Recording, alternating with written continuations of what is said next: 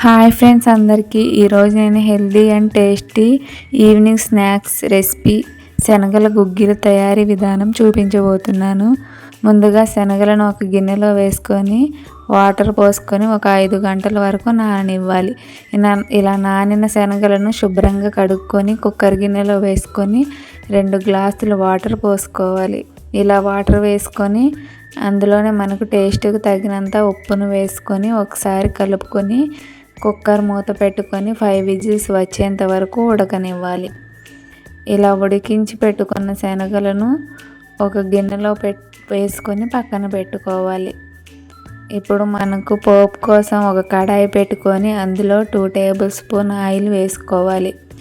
Oil వీటైన తర్వాత ఒక 4-5 ఎండుమిర్చి వేసుకోవాలి. వేసుకొని కొద్దిగా వేగనివ్వాలి. ఇవి వేగిన తర్వాత ఇందులోనే చిటికెడు జీలకర్ర వేసుకోవాలి.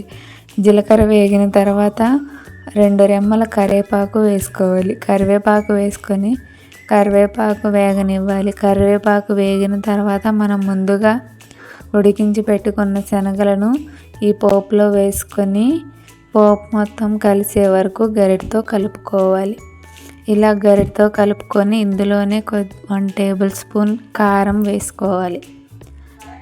ఇలా కారం వేసుకొని ఒకసారి గరిటతో కలుపుకుంటే హెల్దీ అండ్ టేస్టీ శనగల గుగ్గిలు అయితే రెడీ అయిపోతాయి. మీ పిల్లలకు ఒకసారి ఇలా చేసి పెట్టండి, చాలా ఇష్టంగా తింటారు.